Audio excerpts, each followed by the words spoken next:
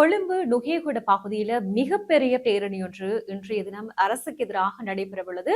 அதுவும் இந்த ஆளும் கட்சியினருக்கு எதிராக எதிர்க்கட்சியினர் அனைவருமே ஒன்று சேர்ந்து மிகப்பெரிய பேரணி ஒன்றை முன்னெடுக்க இருக்கின்றார்கள். அதைவிட இந்த பேரணியை நடத்துவதற்கு எதிர்க்கட்சியினர் கிட்டத்தட்ட ஒரு மாத காலத்துக்கு முன்பாகவே இந்த பேரணி தொடர்பான ஆயத்தங்கள் எல்லாம் செய்து வருகின்றார்கள்.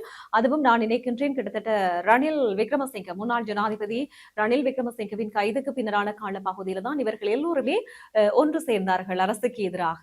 அப்ப அதைவிட மிக முக்கியமான இன்னும் ஒரு விஷயம் நடந்திருந்தது. ரணிலின் கைதுக்கு பின்னர் இன்னும் ஒரு சம்பவம் என்று சொல்லி சொன்னால், முன்னாள் ஜனாதிபதிகளினுடைய வரப்பிரசாதங்கள் அனைத்துமே ரத்து செய்யப்பட்ட நிலையில் முன்னாள் ஜனாதிபதிகள் எல்லோருமே தங்களுடைய உத்தியோகபூர்வ இல்லங்களை விட்டு வெளியேறி தங்களோட சொந்த இல்லங்கள்ல குடியேறி இருந்தார்கள். அப்ப அதற்கு பின்னரான கால பகுதிகளிலே தான் இன்னும் அவர்கள் ஆவேசமடைந்து தற்போது ஆளும் கட்சியில் இருக்கின்றவர்களுக்கு எதிராக கூடுதலாக ஆவேசமடைஞ்சு எல்லோருமே ஒன்று சேர்ந்து களத்தில் இறங்க தொடங்கிவிட்டார்கள். அப்ப அதை விட அவர்கள் இந்த அனுர ஆட்சிக்கு வருவதற்கு முன்னரான கால பகுதியிலே எல்லாம் நிறைய பிரச்சாரங்களை முன்னெடுத்திருந்தார். அந்த நிறைய பிரச்சாரங்கள் போது நிறைய வாக்குறுதிகள் எல்லாம் கொடுத்திருந்தார்.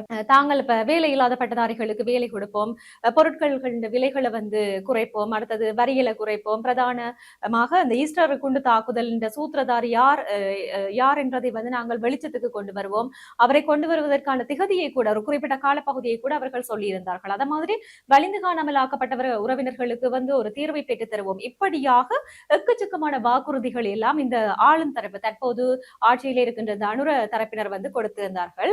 அதோட இந்த போதைப் பொருள் இல்லாத ஒரு நாட்டினை உருவாக்குவோம் என்று சொல்லியிருந்தார்கள். ஆனால் அது மட்டும் இப்ப கொஞ்சம் கொஞ்சமா கட்டுப்படுத்தி கொண்டு வரையினம். ஆனால் அதுவும் எவ்வளவுக்கு சாத்தியமாகும் என்று சொல்லி தெரியவில்லை. ஆனால் மிகப்பெரிய விஷயம் இந்த பாதாள உலக குழு கும்பலை அவர் மடக்கி பிடித்திருந்தார். அதோட இன்னொரு விஷயம், இனமத வேறுபாடுகள் இல்லாத ஒரு நாட்டை உருவாக்குவேன் என்று சொல்லியிருந்தார்.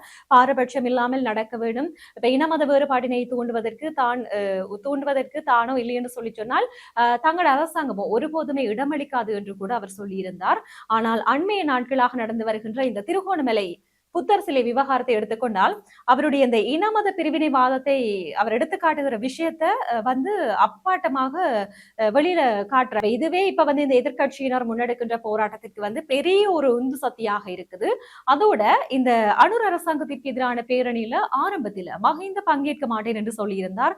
ஏனென்றால் இப்ப தன்னை பாக்குறதுக்கு தன்னை மக்கள் வருவினம், தன்னை ஃபேன்ஸ் வருவினம் என்று சொல்லியிருந்தார். அதனால தான் அந்த பேரணிக்கு வருகை தர மாட்டேன் என்று சொல்லியிருந்தார். ஆனா இருந்தாலும் கூட கடைசியாக என்ன சொல்லியிருக்கிறார் என்று சொல்லி சொன்னால் தானும் இந்த பேரணியில கலந்து கொள்வேன் என்று சொல்லியிருந்தார். ஆரம்பத்துல தான் வராட்டியுமே தன்னுடைய ஆசையும் தன்னுடைய பங்கும் தன்னுடைய மக்களுடைய பங்கும் அந்த இடத்துல இருக்கும் என்று சொல்லியும் கூட சொல்லியிருந்தார்.